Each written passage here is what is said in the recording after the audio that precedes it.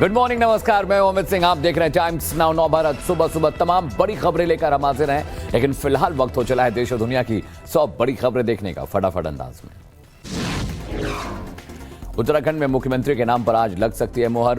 प्रदेश पर्यवेक्षक राजनाथ सिंह और मीनाक्षी लेखी भी रहेंगे मौजूद। 23 मार्च को होगा शपथ ग्रहण। यूपी, गोवा और उत्तराखंड में नई सरकार के गठन को लेकर पीएम आवास पर हाई लेवल बैठक में अमित शाह, राजनाथ सिंह, जेपी नड्डा और बीएल संतोष समेत कई बड़े नेता हुए शामिल। उत्तराखंड में मुख्यमंत्री के नाम को लेकर देहरादून में शाम 4 बजे बीजेपी विधायक दल की बैठक में सांसद भी रहेंगे मौजूद। विधायक दल की बैठक को लेकर बीजेपी के प्रदेश अध्यक्ष मदन कौशिक ने दी जानकारी। नवनिर्वाचित विधायकों के शपथ ग्रहण के बाद होगी बैठक। गोवा में आज मुख्यमंत्री चेहरे को लेकर औपचारिक घोषणा। ऑब्जर्वर नरेंद्र सिंह तोमर और एल मुरुगन पहुंचेंगे गोवा। शाम 4 बजे विधायक दल की बैठक में लगेगी मुहर। यूपी में 25 मार्च को योगी आदित्यनाथ का शपथ ग्रहण, पीएम मोदी होंगे शामिल। योगी आदित्यनाथ के दूसरे शपथ समारोह में प्रत्येक मंडल और शक्ति केंद्र से कार्यकर्ताओं को आने के निर्देश।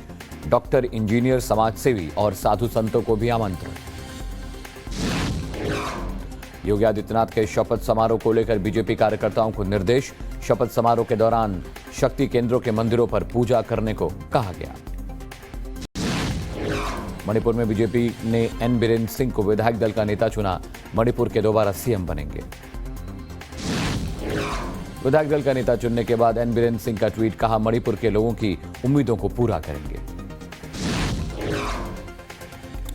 भारत और ऑस्ट्रेलिया के बीच आज दूसरा वर्चुअल शिखर सम्मेलन। पीएम मोदी अपने ऑस्ट्रेलियाई समकक्ष पीएम स्कॉट मॉरिसन के साथ डिजिटल शिखर सम्मेलन में शामिल होंगे। द्विपक्षीय वर्चुअल शिखर सम्मेलन में भारत में 1500 करोड़ रुपए निवेश की घोषणा करेगा ऑस्ट्रेलिया। यह अब तक का ऑस्ट्रेलिया सरकार का भारत में सबसे बड़ा निवेश है। जम्मू कश्मीर के उपराज्यपाल के सलाहकार फारूक खान का इस्तीफा। बीजेपी में मिल सकती है बड़ी जिम्मेदारी। यूपी के कुशीनगर में द कश्मीर फाइल्स देखकर निकले 3 युवकों पर हमला। ताबड़तोड़ चाकुओं से वार, 3 दिनों से आरोपी फरार। कुशीनगर हमले में घायल युवकों और उनके परिजनों से मिले विधायक सुरेंद्र कुशवाहा। आरोपियों की गिरफ्तारी न होने को बताया पुलिस की नाकामी। कार्रवाई कर जल्द आरोपियों को पकड़ने के निर्देश दिए। मध्य प्रदेश के आईएएस अफसर नियाज खान पर कार्रवाई की मांग। बीजेपी विधायकों ने प्रदर्शन कर नियाज खान के ट्वीट को लेकर कार्रवाई करने की मांग की है। द कश्मीर फाइल्स फिल्म पर मध्य प्रदेश के आईएएस अफसर नियाज खान का ट्वीट, लिखा मुस्लिम नरसंहार पर बनाई जाए फिल्म, कहा मुस्लिम कीड़े नहीं हैं। बीएसपी सांसद दानिश अली ने फिर कश्मीर फाइल्स को बैन करने की मांग की। कहा नफरत की यूनिवर्सिटी चला रही है बीजेपी। गुजरात चुनाव और 2024 की तैयारी में बीजेपी है। द कश्मीर फाइल्स को लेकर बोले गुलाम नबी आजाद, कहा 24 घंटे बांटने का काम कर सकते हैं राजनीतिक दल। नागरिक समाज को एक साथ रहना जरूरी। यूपी की राज्यपाल आनंदीबेन पटेल से मिली द कश्मीर फाइल्स की पूरी टीम। मुलाकात पर अनुपम खेर ने ट्वीट कर राज्यपाल का शुक्रिया किया। द कश्मीर फाइल्स की टीम ने उत्तर प्रदेश के कार्यवाहक मुख्यमंत्री योगी आदित्यनाथ से भी मुलाकात की। योगी आदित्यनाथ ने कश्मीर फाइल्स की टीम को बधाई दी। कहा फिल्म समाज व देश को जागरूक करने का काम करेगी। महबूबा मुफ्ती का बीजेपी पर बड़ा बयान। कहा जिन्ना ने देश का एक बार बांटा, देश को दोबारा बांटना चाहती है बीजेपी। मरणोपरांत पद्म विभूषण से सीडीएस जनरल बिपिन रावत को आज किया जाएगा सम्मानित। राष्ट्रपति रामनाथ कोविंद से सम्मान ग्रहण करेगी सीडीएस की दोनों बेटियां। बंगाल के सरकारी स्कूलों में वर्दी को लेकर एक समान निर्देशों का पालन करने के निर्देश। नीले सफेद रंग की होगी यूनिफॉर्म। यूनिफॉर्म पर लिखा होगा विश्व बांग्ला। एआईएमआईएम से गठबंधन पर शरद पवार का बयान। कहा यह हमारी पार्टी का फैसला नहीं, गठबंधन पर कोई चर्चा नहीं, मुझे ऐसे किसी प्रस्ताव की जानकारी नहीं है। केंद्रीय मंत्री Nitin Gadkari CSR general excellence awards 2021 समारोह में शामिल हुए। मुंबई में पिछले 24 घंटे में कोरोना के 27 नए केस सामने आए हैं। एक भी मौत दर्ज नहीं की गई है। केरल में पिछले 24 घंटे में कोरोना के 596 नए मामले सामने आए, एक भी मौत दर्ज नहीं। दिल्ली में मार्च में ही टूटे गर्मी के सारे रिकॉर्ड, रविवार को कई इलाकों में 40 डिग्री तक पहुंचा तापमान। टीएमसी सांसद अभिषेक बनर्जी और उनकी पत्नी की आज ईडी के सामने पेशी। कोयला घोटाला मामले में आज और कल 2 दिन पूछताछ होगी। ईडी की पूछताछ को लेकर बोले अभिषेक बनर्जी, कहा मेरी लड़ाई जारी रहेगी, मैं झुकूंगा नहीं, मामले को हाईकोर्ट और सुप्रीम कोर्ट में ले जाऊंगा। तेलंगाना के निजामाबाद में शिवाजी महाराज की प्रतिमा लगाने पर 2 गुटों में बवाल, धारा 144 लागू। चूरू में राम दरबार तोड़ने के मामले ने पकड़ा तूल, दौसा के गांधी तिराहे पर एबीवीपी कार्यकर्ताओं ने सरकार के खिलाफ प्रदर्शन किया। राजस्थान के चूरू में राम दरबार तोड़ने पर हंगामा, बीजेपी ने कहा कांग्रेस राज में भगवान भी सुरक्षित नहीं। पीडब्ल्यूडी द्वारा एंट्री गेट पर लगी राम दरबार की मूर्ति तोड़ने का वीडियो वायरल, बीजेपी कार्यकर्ताओं ने मौके पर प्रदर्शन किया। 30 साल पहले पुराने रोड रेज केस में सिद्धू के खिलाफ आज सुप्रीम कोर्ट में सुनवाई। जस्टिस खानविलकर और संजय किशन कॉल करेंगे मामले की सुनवाई। विक्रम मजीठिया के खिलाफ ड्रग्स मामले में नई एसआईटी करेगी जांच। सीएम भगवंत मान के आदेश पर एआईजी गुरशरण सिंह संधू के नेतृत्व में बनाई गई जांच की टीम। झारखंड में कांग्रेस नेता का जेई को रुपए के लिए हड़काने का ऑडियो वायरल, क्षेत्रीय विधायक ने मंत्री को टैग कर ऑडियो ट्वीट किया। उमर खालिद की जमानत याचिका पर आज आएगा कोर्ट का आदेश, दिल्ली दंगों से जुड़ा मामला। नीट पीजी 2021 आरक्षण पर सुप्रीम कोर्ट में आज फिर सुनवाई होनी है। अंबाला चंडीगढ़ हाईवे पर यूनिवर्सिटी के सामने से 3 जिंदा हैंड ग्रेनेड और आईडी बरामद। सूचना मिलने पर मौके पर पहुंची पुलिस की टीम, सभी सामानों को डिस्पोज किया गया। बिहार के बांका में मिली होली के दिन से गायब 8 साल की बच्ची की लाश, गैंगरेप के बाद हत्या की आशंका, पुलिस पर लापरवाही का आरोप। बिहार में शराबबंदी के बावजूद जहरीली शराब से मौत की खबर, 2 जिलों में जहरीली शराब से लगभग 10 की मौत। सड़कों पर जाम लगाकर लोगों ने प्रदर्शन किया। धौलपुर में महिला से गैंगरेप मामले में गजेंद्र शेखावत का ट्वीट, कहा कब रुकेगा रेप का सिलसिला, दुष्कर्म की घटनाओं पर गहलोत भी चुप बैठे। ग्वालियर में पूर्व रंजिश को लेकर 2 पक्षों के बीच पथराव और लाठी डंडों से मारपीट का वीडियो वायरल हो रहा है। पुलिस ने 15 लोगों पर मामला दर्ज कर लिया है, सभी फरार हैं। ग्वालियर में कई घरों में सेंधमारी करने वाला 5 सदस्यीय गैंग गिरफ्तार, दिल्ली में हुई आरोपियों की गिरफ्तारी। कोलकाता के नदिया से तस्कर गिरफ्तार, बीएसएफ के जवानों ने लगभग 3.5 लाख का 4.6 किलो चांदी बरामद की। अलवर जिले के ततार बिहार के रोहतास में आपसी विवाद में युवक की गोली मारकर हत्या, एक अन्य युवक जख्मी। जयपुर में बिजली के तार में टकराने से ट्रक में लगी आग, दमकल की गाड़ियों ने आग पर काबू पाया। रीवा के न्यायालय परिसर से एक आरोपी ने की पुलिस को चकमा देकर भागने की कोशिश, पत्रकारों की मदद से पकड़ा गया आरोपी। धनबाद में 2 बाइक में भीषण टक्कर, बाइक सवार घायल, सीसीटीवी में कैद हुआ हादसा। अंडमान निकोबार पहुंचा साल का पहला चक्रवात असानी, तूफानी हवाओं के साथ तेज बारिश। साइक्लोन से जनजीवन अस्त व्यस्त, आंधी तूफान से कई इलाकों में नुकसान। साल के पहले चक्रवाती तूफान के कारण जहाज सेवाओं को फिलहाल रोका, मछुआरों को समुद्र में नहीं जाने का अलर्ट जारी। अधिकारियों के मुताबिक द्वीप समूह के कई हिस्सों में एनडीआरएफ के करीब 100 कर्मी तैनात, 5 राहत शिविर भी बनाए गए। ऑस्ट्रिया के विदेश मंत्री अलेक्जेंडर स्कोलेनबर्ग ने विदेश मंत्री डॉक्टर एस जयशंकर से मुलाकात की। हैदराबाद हाउस में यह मुलाकात हुई। यूक्रेन से भारत लाया गया भारतीय छात्र नवीन शेखरप्पा का पार्थिव शरीर, अंतिम संस्कार के बाद मेडिकल कॉलेज को शरीर दान करेगा परिवार। खार्किव में रूस के हमले में हुई थी मौत। भारतीय छात्र नवीन शेखरप्पा को श्रद्धांजलि देने बेंगलुरु एयरपोर्ट पहुंचे कर्नाटक के मुख्यमंत्री बसवराज बोम्मई, कहा यूक्रेन में नवीन की जान जाना दुर्भाग्यपूर्ण। यूक्रेन संकट पर भारत के रुख को क्वाड का मिला समर्थन, ऑस्ट्रेलिया ने कहा पीएम मोदी युद्ध को खत्म करने की कर रहे हैं कोशिश। कीव के रिहायशी इलाकों पर रूसी सेना की बमबारी के बाद अपार्टमेंट में लगी आग, किसी के हाथ होने की खबर नहीं। मारियापोल के रिहायशी इलाकों पर रूस की बमबारी के बाद बर्बादी की तस्वीरें सामने आई हैं। खाने और जरूरी सामान ले जाते दिखाई दिए लोग।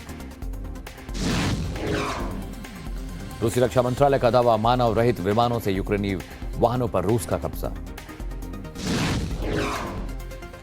यूक्रेन के बैरकों में रॉकेट की चपेट में आए लोग, बचे हुए लोगों की तलाश जारी। रूस यूक्रेन जंग के बीच जेलेंस्की का बड़ा बयान, कहा पुतिन के साथ वार्ता को तैयार, लेकिन अगर वे विफल हुए तो इसका मतलब तीसरा विश्व युद्ध संभव है। यूक्रेन रूस के बीच 26वें दिन भी संघर्ष जारी। युद्ध विराम को लेकर दोनों देशों के बीच आज हो सकती है 5वें दौर की बातचीत। यूक्रेनी सेना का दावा, खुफिया जानकारी के मुताबिक अगले कुछ दिनों में रूस का साथ देने के लिए बेलारूस की सेना करेगी यूक्रेन पर अटैक।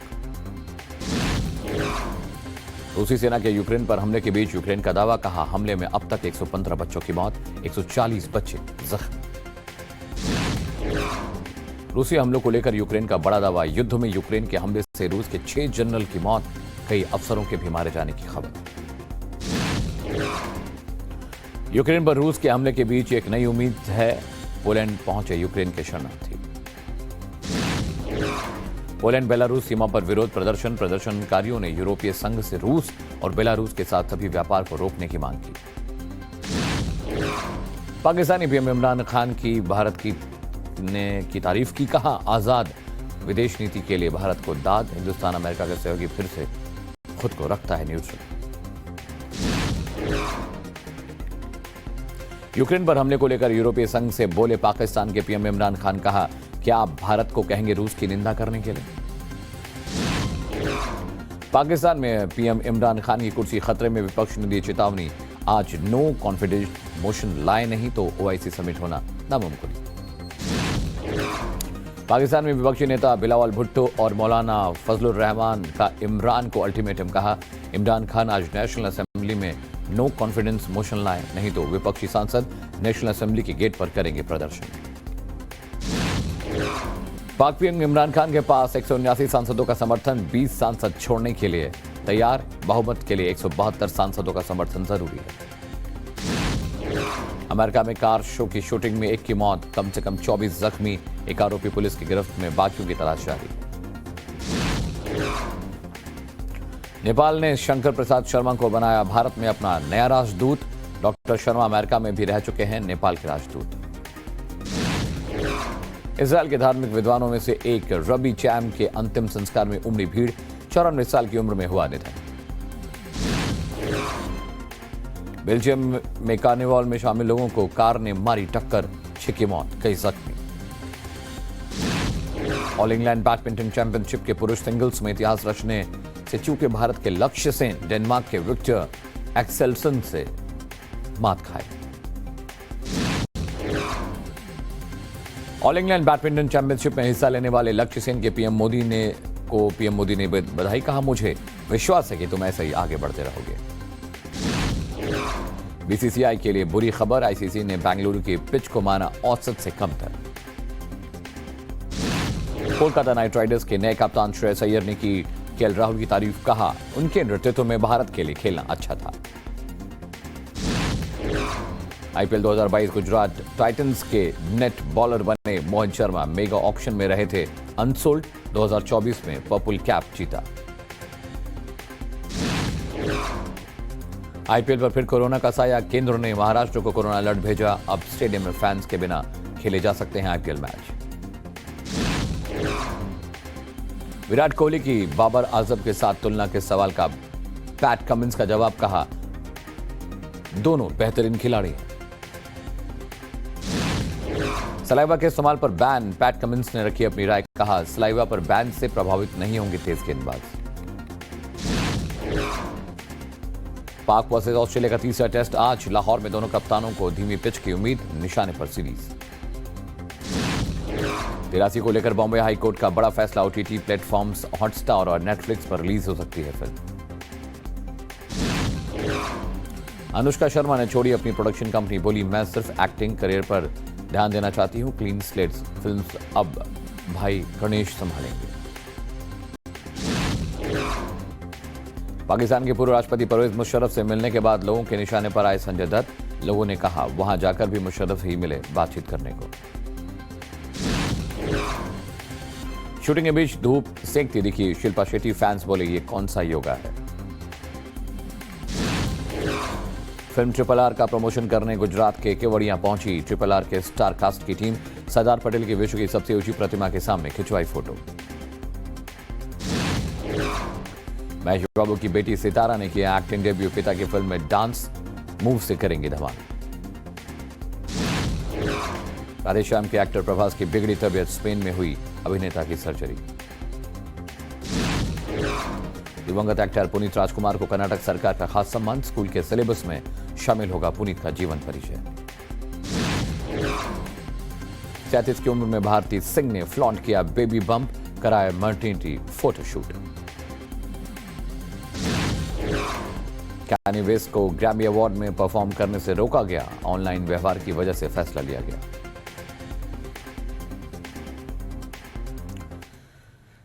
तो ये तो थी देश और दुनिया की 100 बड़ी खबरें। वक्त हो चला हमारे स्पेशल न्यूज सेगमेंट 1 मिनट का, जिसमें हम 1 मिनट के भीतर आपको तमाम बड़ी खबरें बताते हैं। पहली खबर उत्तराखंड की सियासत से जुड़ी हुई। उत्तराखंड में सरकार के गठन को लेकर दिल्ली में बीजेपी का मंथन खत्म हो चुका है और अब आज मुख्यमंत्री के नाम का ऐलान हो सकता है। 1 मिनट के भीतर पूरी खबर। उत्तराखंड में सरकार के गठन की लगभग सारी कवायद पूरी हो चुकी है। आज उत्तराखंड विधानसभा में सभी नवनिर्वाचित विधायकों का सबसे पहले शपथ ग्रहण होगा। इसके बाद विधायक दल की बैठक होगी। रक्षा मंत्री और पर्यवेक्षक राजनाथ सिंह और मीनाक्षी लेखी आज देहरादून पहुंच रहे हैं। बीजेपी ने अपने नवनिर्वाचित विधायकों की बैठक बुलाई है। ये बैठक राज्य के बीजेपी मुख्यालय में शाम 4 बजे होगी। इस बैठक में विधायक दल के नेता का चयन होगा और सीएम के नाम का ऐलान हो जाएगा। सूबे के नए सीएम पुष्कर सिंह धामी होंगे या फिर कोई और, आज उस नाम से पर्दा हट जाएगा। आपको बता दें कि खटीमा सीट से पुष्कर सिंह धामी चुनाव हार गए हैं। बावजूद इसके सूत्रों के मुताबिक सीएम के रेस में धामी का नाम आगे चल रहा है। इससे पहले 4 राज्यों में नई सरकार के गठन को लेकर पीएम नरेंद्र मोदी की आवास पर एक बैठक भी हुई। इस बैठक में केंद्रीय मंत्री अमित शाह, राजनाथ सिंह और बीजेपी अध्यक्ष जेपी नड्डा भी मौजूद रहे। गोवा में आज विधायक दल की बैठक है और इसी बैठक के बाद गोवा में मुख्यमंत्री के नाम का औपचारिक तौर पर ऐलान हो जाएगा। पूरी खबर 1 मिनट के भीतर देखिए।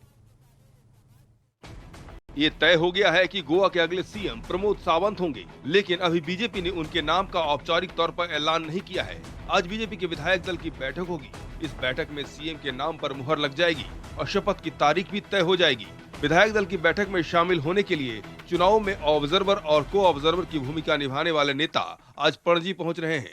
गोवा के चुनाव प्रभारी देवेंद्र फडणवीस के साथ अखिल भारतीय महासचिव सीटी रवि भी बैठक में हिस्सा लेने के लिए आज गोवा में होंगे। माना जा रहा है कि इस बैठक में प्रमोद सावंत के मंत्रिमंडल में कौन कौन से चेहरों को शामिल किया जाएगा, इस पर मुहर लगेगी। आपको बता दें कि गोवा के 40 विधानसभा सीटों पर चुनाव हुए हैं, जिसमें बीजेपी ने 20 सीटों पर जीत दर्ज की है, जबकि एमजीपी के 2 विधायकों और 3 निर्दलीयों के समर्थन जताने से बीजेपी के लिए गोवा में सरकार बनाने का रास्ता आसान हो गया है। और इधर उत्तर प्रदेश में योगी सरकार 2.0 के शपथ ग्रहण की पूरी तैयारी हो चुकी है। 25 मार्च के दिन शपथ ग्रहण के लिए बीजेपी ने सभी कार्यकर्ताओं को दिशा निर्देश जारी किए हैं। 1 मिनट के भीतर पूरी खबर देखिए। लखनऊ के अटल बिहारी वाजपेयी इकाना स्टेडियम में शपथ ग्रहण की तैयारियां जोरों पर है। ये यूपी के इतिहास में पहली बार हो रहा है जब कोई मुख्यमंत्री अपना पहला कार्यकाल पूरा करने के बाद लगातार दूसरी बार शपथ लेंगे। योगी सरकार 2.0 के शपथ ग्रहण समारोह में देश के पीएम नरेंद्र मोदी और गृह मंत्री अमित शाह भी रहेंगे। तैयारियां पूरे जोरों पर है। मेहमानों के लिस्ट तैयार है। इस समारोह में डॉक्टर, इंजीनियर, समाज सेवी और साधु संतों को भी बुलाया गया है। बीजेपी ने एक चिट्ठी जारी करके अपने सभी कार्यकर्ताओं को शपथ ग्रहण के लिए दिशा निर्देश दिए हैं, जिसके तहत सभी कार्यकर्ताओं को अपने शक्ति केंद्रों के मंदिरों पर पूजा के लिए भी कहा गया है। आपको बता दें कि यूपी विधानसभा चुनाव के पहले चरण के लिए आज और दूसरे चरण के लिए कल नामांकन का अंतिम दिन है। इस वजह से 25 मार्च को शपथ ग्रहण समारोह रखा गया है। 24 मार्च को लोक भवन के सभागार में केंद्रीय पर्यवेक्षक अमित शाह और सह पर्यवेक्षक रघुवर दास की मौजूदगी में योगी को विधायक दल का नेता चुना जाएगा। और इधर उत्तर प्रदेश के कुशीनगर में फिल्म द कश्मीर फाइल्स देखकर निकले 3 युवकों पर हमला हुआ है। हमले की वजह क्या है, 1 मिनट के भीतर इस रिपोर्ट में देखिए। फिल्म द कश्मीर फाइल्स देखकर निकले 3 युवकों पर हमले के बाद इलाके के लोग गुस्से में हैं। दरअसल ये वारदात यूपी के कुशीनगर के फाजिल नगर कस्बे की है, जब एक सिनेमा हॉल से फिल्म देखने के बाद बाहर निकल रहे युवकों पर एक गुट के लोगों ने चाकू से हमला कर दिया। इस घटने में 3 युवक गंभीर रूप से जख्मी हो गए। बताया जा रहा है कि फिल्म देखने के दौरान युवक देशभक्ति का नारा लगा रहे थे, जो एक गुट के युवकों को नागवार लगा। शो के बाहर निकलने के बाद दोनों तरफ के युवकों के बीच कहासुनी हो गई। इस दौरान एक तरफ के युवकों ने दूसरी तरफ के युवकों पर हमला बोल दिया। उधर फिल्म को लेकर सियासत भी जारी है। बीएसपी ने कहा है कि फिल्म के जरिए बीजेपी नफरत फैलाने की कोशिश कर रही है। उसने फिल्म पर तुरंत बैन की मांग की है। फिल्म को लेकर आईएएस नियाज खान के एक विवादित ट्वीट से बवाल मचा हुआ है। बीजेपी ने नियाज खान के खिलाफ तुरंत कार्रवाई की मांग की है। और प्रधानमंत्री मोदी और ऑस्ट्रेलिया के पीएम स्कॉट मॉरिसन के बीच आज डिजिटल शिखर सम्मेलन होना है। इससे पहले ऑस्ट्रेलिया ने भारत में अपने सबसे बड़े निवेश का ऐलान भी किया। कितना निवेश होगा, क्या है पूरा कार्यक्रम, 1 मिनट के भीतर इस रिपोर्ट में देखिए। ऑस्ट्रेलिया भारत में अब तक का सबसे बड़ा निवेश करेगा। भारत के अलग अलग क्षेत्रों में ऑस्ट्रेलिया 1500 करोड़ रुपए से ज्यादा का निवेश करने जा रहा है, जिसका आज ऑस्ट्रेलिया ऐलान कर देगा। प्रधानमंत्री नरेंद्र मोदी और ऑस्ट्रेलिया के पीएम स्कॉट मॉरिसन के बीच बैठक के बाद भारत ऑस्ट्रेलिया द्विपक्षीय शिखर सम्मेलन आज आयोजित हो रही है, जिसमें ऑस्ट्रेलिया भारत में कई क्षेत्रों में भारी निवेश की घोषणा करेगा। इस शिखर सम्मेलन में दोनों देश महत्वपूर्ण खनिजों के क्षेत्र में एक एमओयू पर हस्ताक्षर करेंगे। इस समझौते में हस्ताक्षर के बाद ऑस्ट्रेलिया से धातु, कोयला और लिथियम की पहुंच भारत में बढ़ जाएगी। खबर के मुताबिक भारत और ऑस्ट्रेलिया इस महीने के अंत तक व्यापार समझौता भी कर लेंगे। भारत और ऑस्ट्रेलिया के बीच आज होने वाले शिखर सम्मेलन में दोनों देशों के प्रधानमंत्री पारस्परिक हित के विभिन्न मुद्दों पर विचार विमर्श करेंगे। इससे पहले जून 2020 में दोनों देशों के बीच पहला वर्चुअल शिखर सम्मेलन हुआ था। उसके बाद ये दूसरा शिखर सम्मेलन है। और देश के पहले सीडीएस विपिन रावत समेत कई हस्तियों को आज पद्म सम्मान दिया जाएगा। राष्ट्रपति के हाथों सभी हस्तियों को ये सम्मान मिलेगा। देश के पहले सीडीएस जनरल विपिन रावत को आज पद्म विभूषण से अलंकृत किया जाएगा। उन्हें मरणोपरांत ये सम्मान देने की घोषणा की गई थी। आज उनकी बेटियां कृतिका और तारणी राष्ट्रपति रामनाथ कोविंद से ये सम्मान ग्रहण करेंगी। आपको बता दें कि सीडीएस जनरल रावत की पिछले साल 8 दिसंबर को तमिलनाडु में एक हेलीकॉप्टर दुर्घटना में मृत्यु हो गई थी। सीडीएस का पद संभालने से पहले वे देश के 27वें सेना प्रमुख थे। जनरल रावत के साथ ही जामिया मिलिया इस्लामिया की कुलपति प्रोफेसर नजमा अख्तर सहित अनेक विभूतियों को भी पद्म पुरस्कार से सम्मानित किया जाएगा। इस साल गणतंत्र दिवस के मौके पर 128 विभूतियों को पद्म पुरस्कार से सम्मानित करने की घोषणा की गई थी। इसमें से 4 को पद्म विभूषण, 17 को पद्म भूषण और 107 को पद्मश्री से सम्मानित किया जा रहा है। राजस्थान में राम दरबार पर गहलोत सरकार के चले बुलडोजर के बाद सियासत गर्म है। बीजेपी ने गहलोत सरकार के खिलाफ बड़े आंदोलन की चेतावनी दी है। पूरी खबर 1 मिनट के भीतर देखिए। रात का घुप अंधेरा और इस अंधेरे में राजस्थान के चूरू में राम दरबार को धराशायी कर दिया गया। पीडब्ल्यूडी ने जेसीबी से राम दरबार के गेट को धराशायी कर दिया। एंट्री गेट पर लगी राम दरबार की मूर्ति तोड़ने का वीडियो जैसे ही वायरल हुआ, सियासी बवाल मचा हुआ है।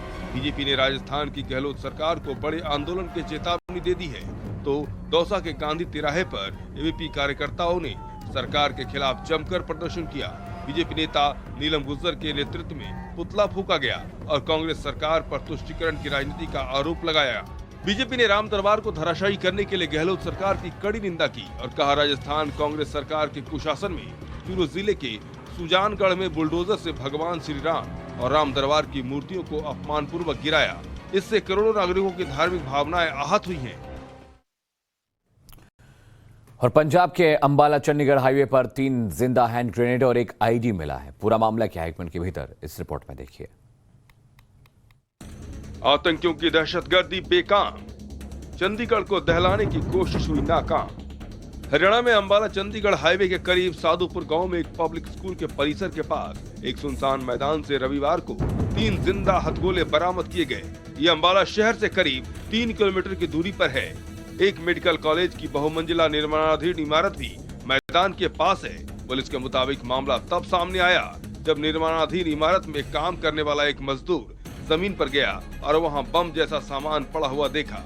मजदूर ने मामले की सूचना अपने सुपरवाइजर को दी, जिन्होंने पुलिस को सूचना दी। सूचना मिलते ही अंबाला पुलिस मौके पर पहुंची। बम निरोधक दस्ता भी मौके पर बुलाया गया और दस्ते ने तीनों जिंदा हथगोले को डिफ्यूज कर दिया। इस घटना के बाद इलाके में दहशत है और पुलिस मामले की जांच हर एंगल से कर रही है। और बिहार में पुलिस प्रशासन एक बार फिर सवालों के घेरे में है। ऐसा क्या हुआ जो बांदा में लोगों के साथ ही बच्चों ने जमकर नारेबाजी की है? ये रिपोर्ट देखिए। सीएम नीतीश के शराबबंदी वाले राज्य में जहरीली शराब से मौतों का सिलसिला जारी है। अब भागलपुर और मधेपुरा जिलों में होली पर शराब पीने से कई लोगों की मौत हो गई, जिसके बाद लोगों ने सड़क पर जाम लगाकर हंगामा किया। लोगों का आरोप है कि इलाके में धड़ल्ले से शराब बनाई जाती है। जब इस बारे में पुलिस को सूचना दी गई, तो पुलिस ने थाना क्षेत्र का मामला नहीं होने का बोलकर पल्ला झाड़ लिया। ये हमारा क्षेत्र नहीं है, कोई थाना बोलते हमारा क्षेत्र नहीं है। किस किस को थाना को कहे? ललमटिया को कहे, नाथनगर को बोले, यूनिवर्सिटी को बोले। इन लोगों ने कह दिया हमारा क्षेत्र नहीं है। उसके बाद हमने एसपी साहब को कॉल किया, एसपी साहब ने कॉल नहीं उठाए। इधर प्रशासन का कहना है कि जो भी मौतें हुई हैं, उनकी मौत के कारणों की जांच कराई जा रही है, जिसके बाद ही खुलासा होगा कि मौत जहरीली शराब से हुई या किसी और कारण से। जिस तरीके से लोग पुलिस पर आरोप लगा रहे हैं, वो सुशासन राज्य में शराबबंदी की पोल खोलने के लिए काफी है। और बंगाल की खाड़ी में चक्रवाती तूफान असानी ने दस्तक दे दी है। तूफान की वजह से बारिश और तेज हवाओं के चलते काफी नुकसान हुआ है। पूरी खबर 1 मिनट के भीतर देखिए।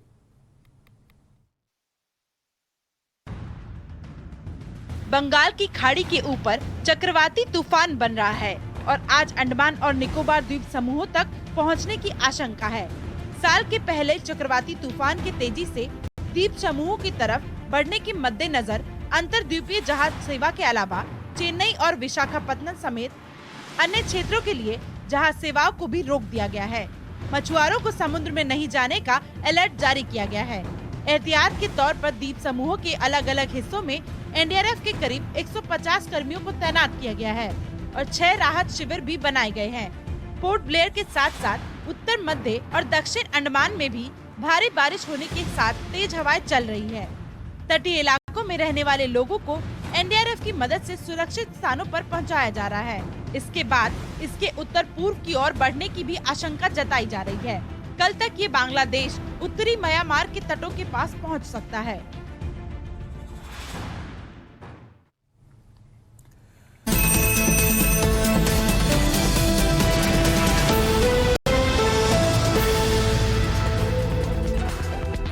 आप देख रहे हैं टाइम्स नाउ भारत में हूं अमित सिंह और अब वक्त हो चला हेडलाइंस के बाद हमारे स्पेशल सेगमेंट सुपर 30 का, जिसमें हम आपको 30 सेकंड के भीतर तमाम बड़ी खबरों से वाकिफ कराते हैं। सबसे पहले देश की बड़ी खबरें देख लीजिए।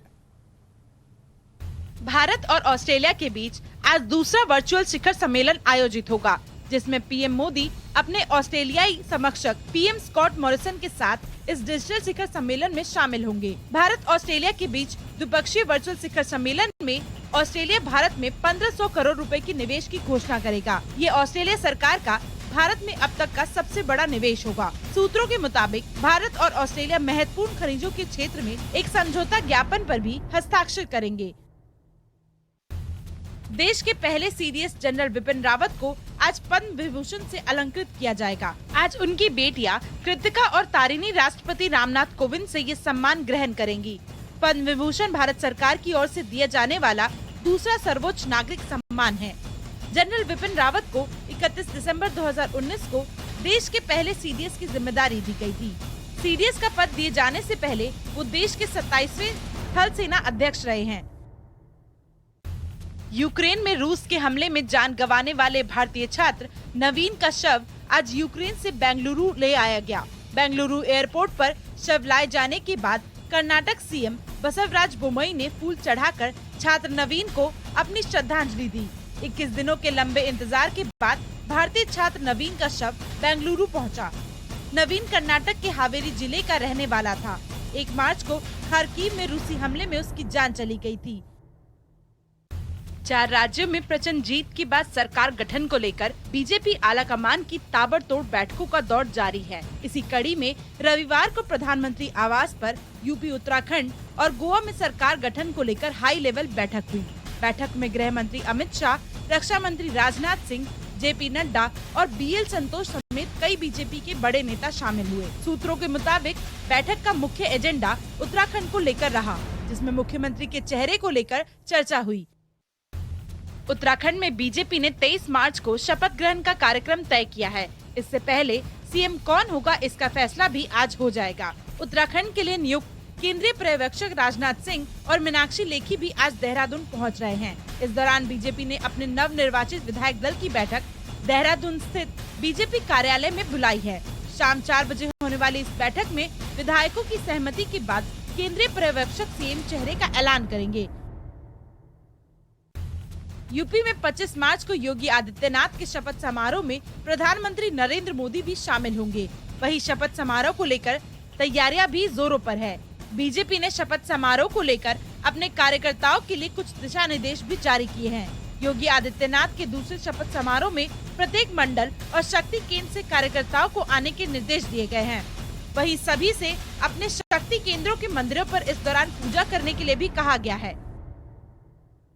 मणिपुर में बीजेपी विधायक दल की बैठक में एन बीरेन सिंह को विधायक दल का नेता चुना गया है, जिसके बाद बीरेन सिंह ने राज्यपाल से मिलकर सरकार बनाने का दावा पेश किया। ये लगातार दूसरी बार होगा जब बीरेन सिंह मुख्यमंत्री बनेंगे। रविवार को हुई बीजेपी विधायक दल की बैठक में केंद्रीय पर्यवेक्षक निर्मला सीतारमन और सह पर्यवेक्षक किरेन रिजिजू मौजूद थे।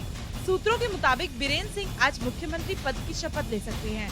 मणिपुर की 60 सदस्यीय विधानसभा में 32 सीट जीतकर बीजेपी ने सत्ता में वापसी की है।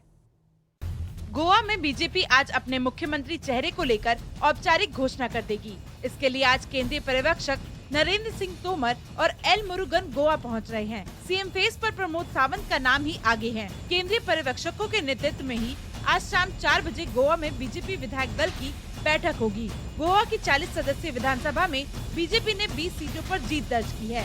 वहीं एमजीपी के 2 विधायकों और 3 निर्दलीय के समर्थन से बीजेपी गोवा में सरकार बना रही है। जम्मू कश्मीर की पूर्व सीएम महबूबा मुफ्ती ने जिन्ना के बहाने बीजेपी पर निशाना साधा है। महबूबा मुफ्ती ने बड़ा बयान देते हुए कहा कि जिन्ना ने एक बार देश का बंटवारा किया, लेकिन बीजेपी वाले दोबारा बंटवारा करवाना चाहते हैं। इस समय 2 बार गोडसे गांधी को मार देना चाहते हैं। मुफ्ती ने कहा कि इस देश में गांधी को दोबारा मरने मत दो। मंदिर तो लोग बनाएंगे, बीजेपी वाले मंदिर क्यों बना रहे हैं। महबूबा मुफ्ती ने ये भी कहा कि धारा 370 हटने के बाद जम्मू कश्मीर बर्बाद हो गया है। जम्मू में आयोजित एक कार्यक्रम को संबोधित करते हुए कांग्रेस के वरिष्ठ नेता गुलाम नबी आजाद ने बड़ा बयान दिया है। राजनीतिक दलों पर हमला बोलते हुए गुलाम नबी आजाद ने कहा कि राजनीतिक दल धर्म, जाति और अन्य चीजों के आधार पर 24 घंटे लोगों को बांटने का काम करते रहते हैं।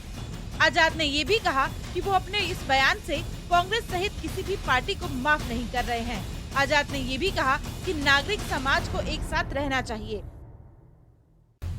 देश की राजधानी दिल्ली में मार्च के महीने में ही गर्मी ने अपना प्रकोप दिखाना शुरू कर दिया है। रविवार को पड़ी गर्मी ने मार्च में सारे रिकॉर्ड तोड़ दिए। दिल्ली के कई इलाकों में तापमान 40 डिग्री तक पहुंच गया।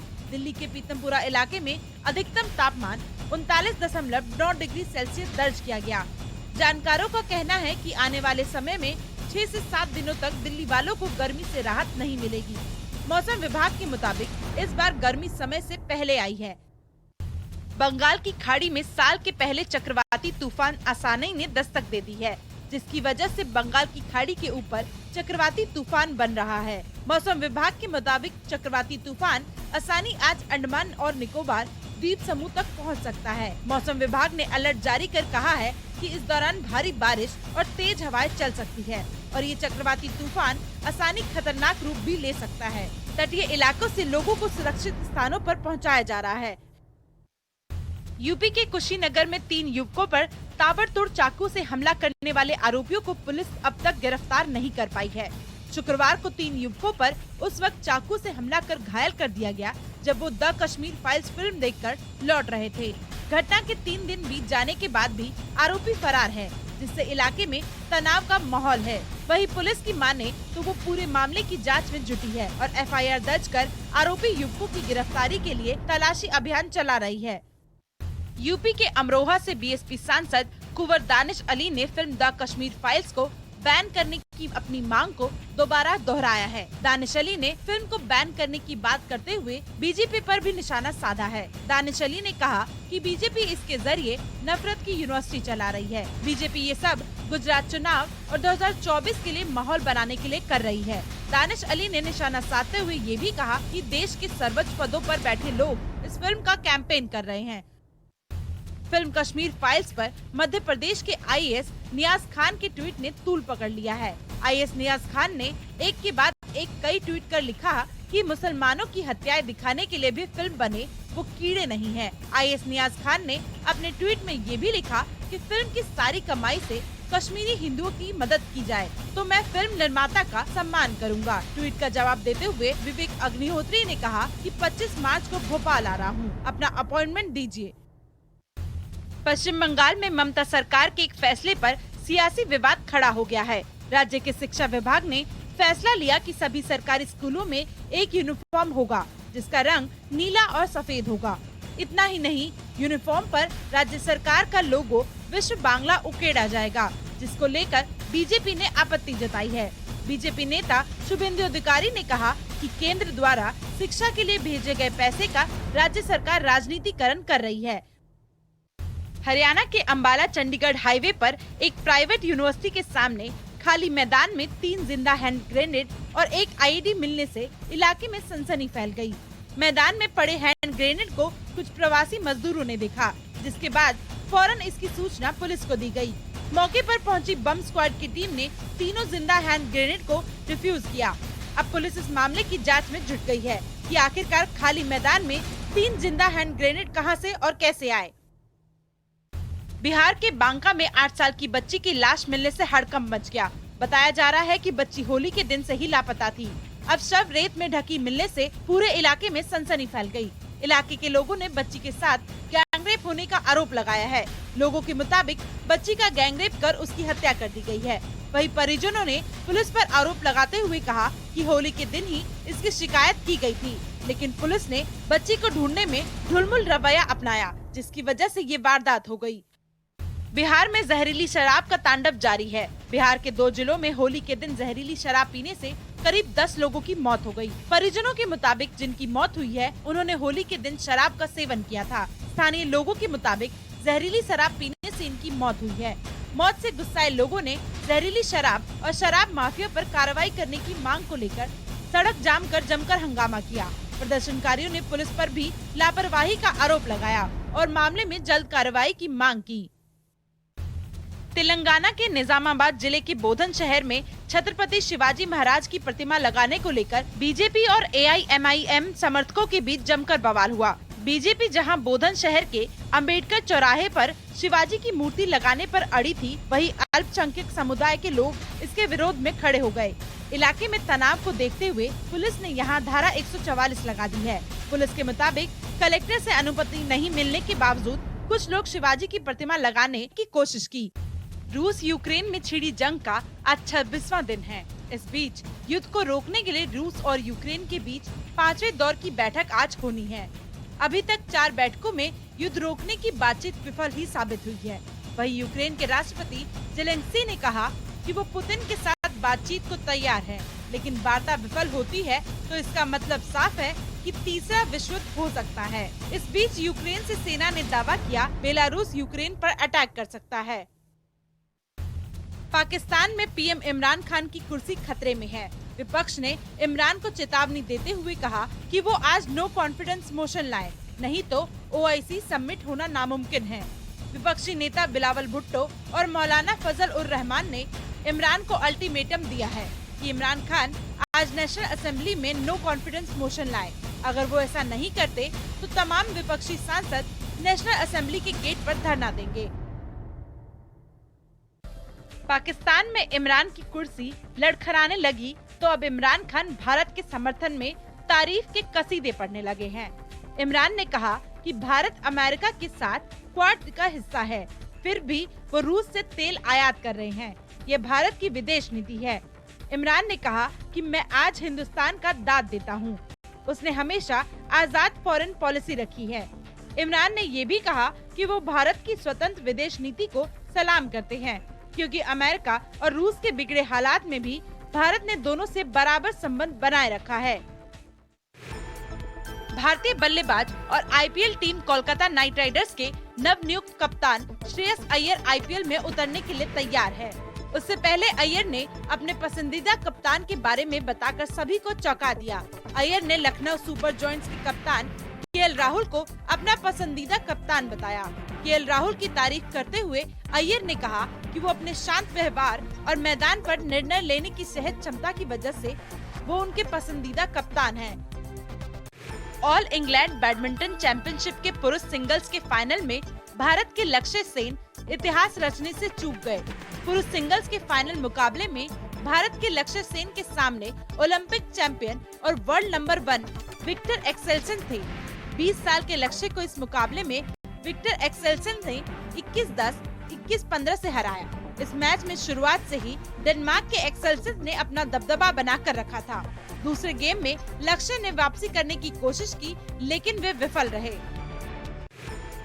26 मार्च से शुरू हो रहे आईपीएल पर एक बार फिर कोरोना का खतरा मंडराने लगा है। अभी आईपीएल मैचों के लिए स्टेडियम में 25% क्षमता के साथ दर्शकों के एंट्री की अनुमति थी, लेकिन जिस तरह देश विदेश में कोरोना का खतरा बढ़ रहा है, उसे देखते हुए दर्शकों पर लिया गया ये फैसला अगले कुछ दिनों में वापस लिया जा सकता है। वहीं महाराष्ट्र स्वास्थ्य विभाग ने आईपीएल गवर्निंग काउंसिल को पत्र जारी कर सतर्क रहने और आवश्यक कदम उठाने के लिए भी कहा है। हमारे लोग मर रहे हैं sir. Film the Kashmir files को लेकर आमिर खान ने कहा कि हर हिंदुस्तानी को ये फिल्म देखनी चाहिए। ये इतिहास का एक काला पन्ना है। आमिर खान ने ये बात उस वक्त कही जब वो एस राजमौली की फिल्म RRR के प्रमोशनल इवेंट पर बतौर गेस्ट दिल्ली पहुंचे थे। आमिर ने ये भी कहा कि जो कश्मीर में कश्मीरी पंडितों के साथ हुआ वो यकीनन बहुत दुख की बात है। आमिर ने फिल्म को देखने की बात कहते हुए ये भी कहा कि हर हिंदुस्तानी को ये याद करना चाहिए कि वो एक इंसान पर जब अत्याचार होता है तो कैसा लगता है। एक्टर अक्षय कुमार की फिल्म बच्चन पांडे ने बॉक्स ऑफिस पर हिट ओपनिंग की है। बच्चन पांडे ने पहले दिन ही 13 करोड़ रुपए कमा लिए हैं। पहले दिन की कमाई में अक्षय की इस फिल्म ने आलिया की गंगूबाई, रणवीर की 83 को पछाड़ दिया है। द कश्मीर फाइल्स से टकराने और कम स्क्रीन पर रिलीज होने के बावजूद भी फिल्म ने पहले दिन की अच्छी कमाई की, जो कि अपने आप में एक अच्छी ओपनिंग है। फिल्म सूर्यवंशी के बाद अक्षय कुमार को दूसरी सबसे अच्छी ओपनिंग मिली है। इस फिल्म को साजिद नाडियावाल ने प्रोड्यूस किया है। वेब सीरीज महारानी में राजनीति के धुरंधरों से लड़ते हुए एक्ट्रेस हुमा कुरैशी एक बार फिर नजर आने वाली है, क्योंकि महारानी के सीजन 2 की शूटिंग पूरी हो चुकी है और वेब सीरीज को दर्शक जल्द ही देख पाएंगे। वेब सीरीज की शूटिंग को भोपाल, होशंगाबाद और जम्मू कश्मीर में फिल्माया गया है। सीजन 2 बहुत सारे ट्विस्ट और टर्न से भरा हुआ है। पिछले साल 28 मई को रिलीज हुए इस शो के पहले सीजन में एक्ट्रेस हुमा कुरैशी ने राजनेता रानी भारत का मुख्य किरदार निभाया था। महारानी वेब सीरीज की कहानी 1990 के दशक में बिहार में हुई राजनीतिक घटनाओं से प्रेरित है। और उत्तराखंड में अभी भले सीएम पर माथापच्ची चल रही हो, लेकिन उत्तर प्रदेश की योगी सरकार एक बार फिर शपथ ग्रहण के लिए तैयार हो चुकी है। शपथ ग्रहण की सारी तैयारियां पूरी हो चुकी हैं, बस इंतजार है 25 तारीख का। योगी 2.0 का यह शपथ ग्रहण इस बार कई मायनों में खास है। क्यों, इस रिपोर्ट के जरिए समझिए।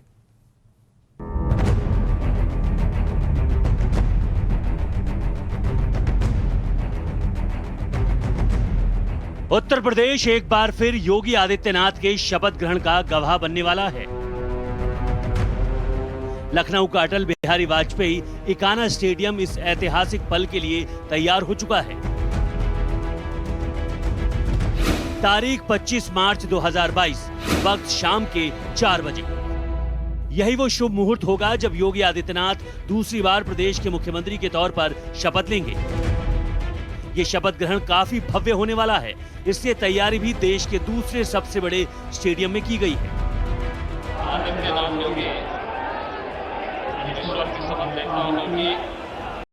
मैं मेरे द्वारा स्थापित भारत के संविधान के प्रति सच्ची श्रद्धा और निष्ठा रखूंगा।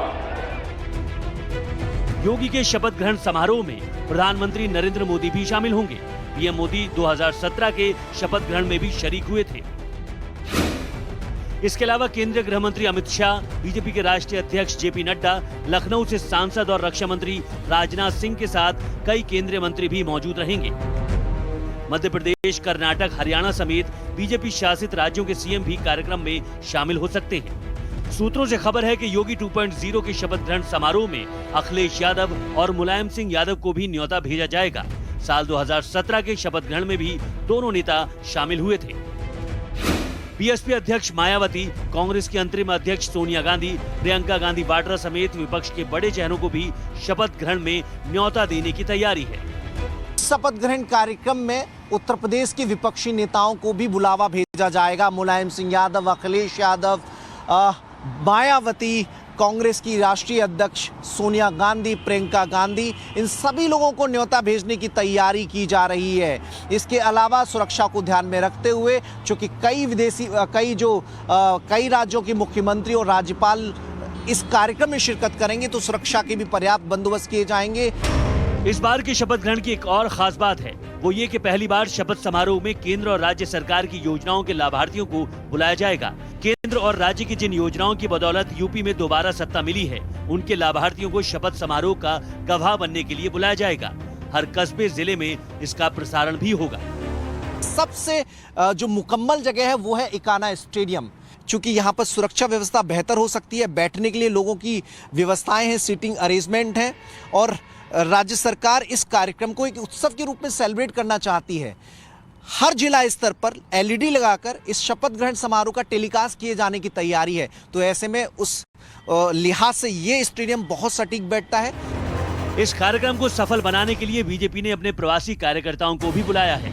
साफ है, बीजेपी का मकसद यूपी के शपथ ग्रहण से पूरे देश तक संदेश पहुंचाना है, ताकि 2024 के लक्ष्य की दिशा में आगे बढ़ा जा सके। लखनऊ से आदर्श सिंह के साथ Manish Yadav, times Now of Bharat.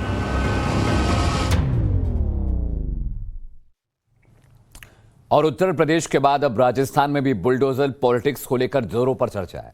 हालांकि यूपी की योगी सरकार ने माफियाओं पर बुलडोजर चलाए, तो गहलोत सरकार एक प्रवेश द्वार पर बुलडोजर चलाकर घिर गई है। राजस्थान सरकार पर राम दरबार के अपमान का आरोप लग रहा है। गंभीर विषय है, यह खबर देखिए।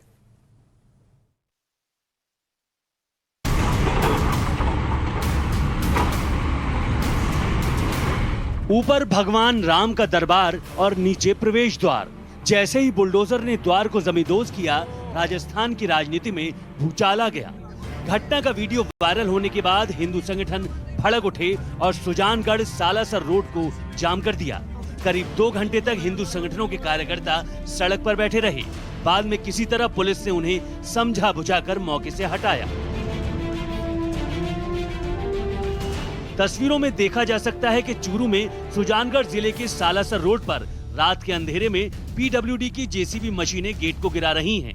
अब बीजेपी ने इसे आस्था का अपमान बताते हुए गहलोत सरकार को कटघरे में खड़ा कर दिया है। बीजेपी ने दावा किया कि राज्य सरकार की शय पर राम दरबार के साथ गेट को गिराया गया है। गहलोत राज में भगवान भी सुरक्षित नहीं है। कांग्रेस पार्टीज औरंगजेबी तालिबानी nature has come out once again in the manner in which they have gone ahead and in the middle of the night demolished the Salasar Balaji Grand Gate and also desecrated and destroyed the idols of Shri Ram and Mata Sita to send out a chilling message to the Hindu community. This is a reflection of the anti-Hindu mindset of the Congress party. सीधे सीधे आस्था पर प्रहार है। उन मूर्तियों को सम्मान के साथ कहीं दूसरी जगह शिफ्ट किया जाना चाहिए था, लेकिन आधी रात को जो निशाचरी करतूत की है अशोक गहलोत की सरकार ने, उससे हिंदुओं की आस्था जो है आहत हुई है। सुजानगढ़ के अंदर राम दरबार जो एक विशाल दरवाजे पर बना हुआ था, उसको जिस प्रकार अधिकारियों ने तोड़ा है, मूर्तियों को तोड़ा है, वो निंदनीय है। भगवान का अपमान किया है, भगवान राम का अपमान किया है, सीता माता का अपमान किया है, हनुमान जी का अपमान किया है। अब सोने का समय नहीं है, जागो हिंदुओं, जागो जागो। दरअसल पीडब्ल्यूडी ने निर्माण कार्य के तहत गेट को गिराया है। इस दौरान गेट के ऊपर लगी भगवान राम की मूर्ति का भी ध्यान नहीं रखा गया। गेट के साथ राम दरबार को भी ढा दिया गया। बीजेपी के आरोपों पर गहलोत सरकार में मंत्री प्रताप सिंह खाचरियावास ने कहा है कि अगर ये जानबूझकर किया गया है तो अधिकारियों को इसकी सजा मिलेगी। अगर अनजाने में गलती हुई है तो अधिकारी इसके लिए माफी मांगे। कि हम तो भगवान राम के वंशज हैं, हमारे भगवान राम का कोई अपमान करेगा तो उसके खिलाफ कार्रवाई करेंगे। ये हर व्यक्ति की जिम्मेदारी होती है कि किसी की भी भावनाएं आहत नहीं होती। यदि भगवान राम की मूर्ति गलती से भी उनसे गिरी है तो उनको सफाई देनी चाहिए, माफी मांगनी चाहिए। बीजेपी ने इस घटना पर प्रदेश में आंदोलन की धमकी दी है। सोशल मीडिया पर भी राजस्थान सरकार की कड़ी आलोचना हो रही है। हालात को देखकर लगता है कि आने वाले दिनों में इस मुद्दे पर राजस्थान की सियासत और गर्मा सकती है। Bhanwar Pushpendra, Times Now of Bharat, Jaipur. Film Kashmir files पर जारी सियासत थमने का नाम नहीं ले रही है। हर दिन फिल्म पर एक नया बयान सामने आ रहा है। कई विपक्षी दलों की तरफ से फिल्म पर बैन लगाने तक की मांग की जा रही है। सवाल ये कि आखिर सिनेमा पर जारी संग्राम कब थमेगा। रिपोर्ट देखिए। हमारे लोग मर रहे हैं सर। कश्मीर चल रहा है, खुलेआम कश्मीरी हिंदुओं का कत्ले आम हो रहा है। पंडितों को किसी ने नहीं भगाया, वो खुद भागे, गवर्नर से मिल गई। जहाँ शिव, सरस्वती, ऋषि कश्यप हुए वो कश्मीर हमारा था। जहाँ पंचतंत्र लिखा गया वो कश्मीर हमारा था। तू जानता ही क्या है कश्मीर के बारे में। फिल्म द कश्मीर फाइल्स एक तरफ सिल्वर स्क्रीन पर कमाई से धमाल मचा रही है, दूसरी तरफ सियासी गलियारों में इस पर तलखी बढ़ती जा रही है। इस बीच कश्मीर फाइल्स की टीम का सियासी हस्तियों से मिलना लगातार जारी है। रविवार को कश्मीर फाइल्स की टीम ने लखनऊ में योगी आदित्यनाथ से मुलाकात की। निर्देशक विवेक अग्निहोत्री, अभिनेता अनुपम खेर और पल्लवी जोशी ने योगी आदित्यनाथ से मिलकर फिल्म को टैक्स फ्री करने के लिए उनका आभार व्यक्त किया। मुलाकात के बाद सीएम योगी आदित्यनाथ ने ट्वीट किया, फिल्म द कश्मीर फाइल्स मजहबी कट्टरता व आतंकवाद की अमानवीय विभीषिका को निर्भीकता से प्रकट करती है। निसंदेह ये चलचित्र समाज व देश को जागरूक करने का काम करेगा। ऐसी विचार उत्तेजक फिल्म निर्माण के लिए पूरी टीम को बधाई देता हूँ। अगर आप इसके दृश्य देखें तो ये पूरे भारतीयों को जोड़ने का काम कर रही है। आज चाहे वो हिंदू हो, चाहे सिख हो, चाहे क्रिश्चियंस हो, चाहे मुस्लिम्स हो, चाहे बुद्धिस्ट हो, चाहे वो ब्लैक्स हो, चाहे ज्यूज हो, चाहे वो अमेरिकन हो, चाहे यूरोपियंस हो, चाहे एशियंस हो, सारे लोग इस फिल्म से जुड़ते जा रहे हैं। हजारों लोग मर गए उधर, वहाँ से निकलते जितना तरस खाना चाहे थोड़ा बहुत ही, मगर वहीं अब अनुपम खेर की मां दुलारी का एक वीडियो सामने आया है। इसमें वो अपनी आप बीती सुना रही हैं और फिल्म पर सवाल उठाने वालों को जवाब दे रही हैं। हजारों लोग मर गए उधर, वहाँ से निकलते जितना तरस खाना चाहे थोड़ा बहुत, मगर इन लोगों को तरस नहीं है। जिसी थाली में खाते उसी में खाते। उसके कहने से क्या हो? अब्दुल्ला को, मैं तो अब्दुल्ला के बाप को अब्दुल्ला ने कुछ बोला ना, हमारा अब्दुल्ला शेख अब्दुल्ला ने अभी भी कुछ बोला कि नहीं ये झूठ है। ना गलत, झूठ एक आना भी नहीं है। जिसे ये पिक्चर बनाई उसको करोड़ों भगवान दे दे दिन के। पूरी हमारी पिक्चर से बनाई है, कुछ नहीं गलत नहीं लिखा है इसमें। इतना भगवान है। और कहते लड़कियों को बहुओं को छोड़ तुम निकल जाओ। ले कमाल है, तुम लोगों को ना छोड़े। ये गलत बात है, करनी नहीं चाहिए। आखिर का 32 साल मामूली बात नहीं है। 32 साल के बाद इस काम का रिजल्ट आया। उधर कांग्रेस के बाद शिवसेना ने भी फिल्म की कहानी पर सवाल उठाए हैं। पार्टी प्रवक्ता संजय राउत ने कहा कि फिल्म में सच छिपाया गया है। वहीं कांग्रेस नेता गुलाम नबी आजाद ने कहा कि कश्मीर में दोनों समुदाय के लोग मारे गए। तो संजय राउत के आरोपों पर केंद्रीय मंत्री मुख्तार अब्बास नकवी ने पलटवार किया है। इस फिल्म को एक नेशनल अवार्ड दिया जाएगा। अभी जिसने फिल्म बनाया है उसको पद्मश्री दिया जाएगा, पद्म भूषण दिया जाएगा। अब Y+ सिक्योरिटी भी दी गई है। तो होता है ये, जिस तरह से हमारे देश की राजनीति चल रही है उसमें ये सब कुछ होगा। तबाही और बर्बादी का जिम्मेदार पाकिस्तान और मिलिटेंसी, सब बुराइयां मिलिटेंसी ने एक दूसरे को अलग किया। कई जवान छीन लिए, हजारों बेवाएं हुई, लाखों यतीम हुए। वो हिंदू थे, मुसलमान थे।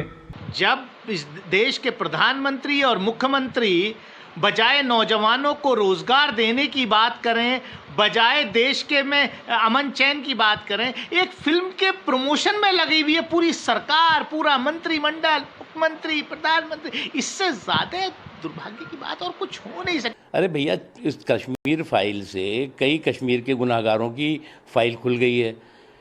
अब चोट उधर लग रही है, चीख कहीं और निकल रही है। जिनको चीख नहीं निकलनी चाहिए उनकी भी निकल रही है, तो ये सोबत का असर है। कश्मीरी फाइल्स मूवी पर बंगाल में बवाल की फाइल भी खुल गई। शनिवार को बीजेपी सांसद जगन्नाथ सरकार की गाड़ी पर उस वक्त बम से हमला किया गया जब वो कश्मीर फाइल्स देखकर लौट रहे थे। बीजेपी ने टीएमसी पर हमले का आरोप लगाया है। आरोप है कि हमला इसलिए किया गया कि वो कश्मीर फाइल्स को देखकर आ रहे थे।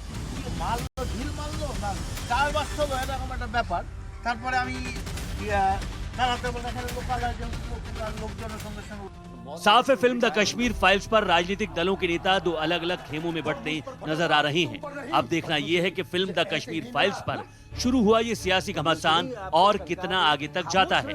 क्या फिल्म के पर्दे से उतरने के बाद ये विवाद भी थम जाएगा या फिर ये सिनेमा कश्मीरी पंडितों के जीवन में कोई बदलाव ला पाएगा? लखनऊ से आदर्श सिंह के साथ bureau report, times now Navbharat. गंजी उठाएंगे सर। कश्मीरी पंडितों ने तो कभी कोई बंदूक नहीं उठाई।